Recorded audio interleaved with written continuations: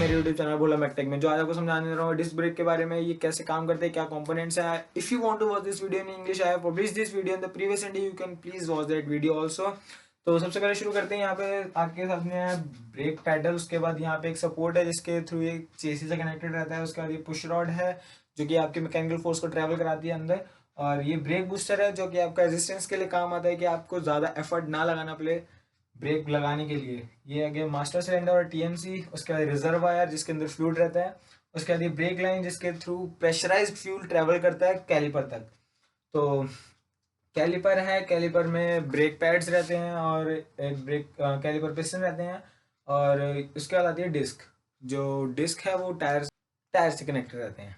तो अब देखते हैं इसकी वर्किंग, देखते हैं कैसे काम करता है ये। तो आप जैसे ही इस पे फोर्स लगाते हैं आप ब्रेक पैडल पे, तो ये जो फोर्स है वो यहाँ से ट्रेवल करके इधर तक जाती है और यहाँ पे जो पुश रॉड है उसके थ्रू फोर्स इस टीएमसी तक जाती है। इसके बीच में आपका ब्रेक बूस्टर लगा हुआ है, तो आपके ब्रेक बूस्टर आपके जो फोर्स आपने अप्लाई किया उसको बढ़ाकर इसको टीएमसी तक भेजता है, जिससे कि आपको आसानी रहे उसको फोर्स अप्लाई करने में। उसके बाद ये जो टीएमसी या फिर मास्टर सिलेंडर होता है, ये इसका काम होता है आपके मैकेनिकल फोर्स को हाइड्रोलिक प्रेशर में कन्वर्ट करना। इसके अंदर फिर से वही पिस्टन टाइप अरेंजमेंट रहता है। उसके थ्रू क्या होता है, यहाँ पे एक हाइड्रोलिक प्रेशर जनरेट होता है और यहाँ से जो फ्लूइड है वो इसके अंदर आके हाइड्रोलिक प्रेशर जनरेट करता है। और हाइड्रोलिक प्रेशर जनरेट होने की वजह से जो यहाँ से फ्लूइड है वो यहाँ से काफ़ी ज़्यादा हाई प्रेशर में फ्लूइड यहाँ से एग्जिट करता है इन पोर्ट से।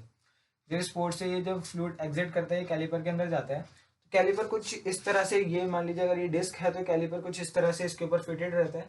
तो और इसके थ्रू जैसे यहाँ से अगर आप फ्लूइड आ रहा है तो अंदर कुछ विसल्स बनी होती है, उस विसल्स के थ्रू इसके पिस्टन के पीछे तक ये फ्लूइड आ जाता है। तो क्योंकि फ्लूइड काफ़ी ज़्यादा प्रेशराइज्ड है तो ये कुछ फोर्स अप्लाई करेगा इस पिस्टन पे। तो जो ये फोर्स पिस्टन पे अप्लाई करेगा उसकी वजह से ये जो पिस्टन है इसमें कुछ डिस्प्लेसमेंट होगी। तो डिस्प्लेसमेंट होने की वजह से क्या होता है, जैसे अगर आपका ये पिस्टन है तो इसमें डिस्प्लेसमेंट होगी, जिसकी वजह से क्या होगा, जो ब्रेक पैड इनके सामने है उसमें भी डिस्प्लेसमेंट होगी। तो जो ब्रेक पैड होते हैं वो बने होते हैं एस्बेस्टोस या फिर एमेरिड मटेरियल से। क्योंकि एस्बेस्टोस और एमेरिड मटेरियल में क्या होता है, इनका काफ़ी ज़्यादा डायनेमिक फ्रिक्शनल कोफिशिएंट होता है और ये काफ़ी ज़्यादा टफ भी होते हैं। तो इनके मतलब इनको काफ़ी टाइम तक यूज़ कर सकते हो आप, तो इसलिए इन दो मटेरियल को यूज़ किया जाता है। तो जैसे ही मटेरियल इसके कांटेक्ट में आता है, डिस्क के कांटेक्ट में आता है, तो काफ़ी ज़्यादा फ्रिक्शन होने की वजह से क्या होता है कि डिस्क में रिटार्डेशन शुरू हो जाती है। क्योंकि फ्रिक्शनल जो फोर्स है वो इसको अपोज करती है इसके मोशन को।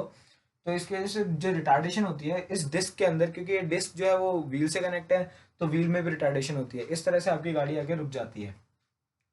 तो सबसे पहले इसका ओवरऑल देखते हैं। तो यहाँ पे आपने मैकेनिकल फोर्स लगाई, मैकेनिकल फोर्स आपके हाइड्रोलिक प्रेशर में कन्वर्ट हुई और फिर से इस हाइड्रोलिक प्रेशर से आपने यहाँ पे मैकेनिकल फोर्स लेकर फिर आपने इसको डिस्क को आपने कंट्रोल किया।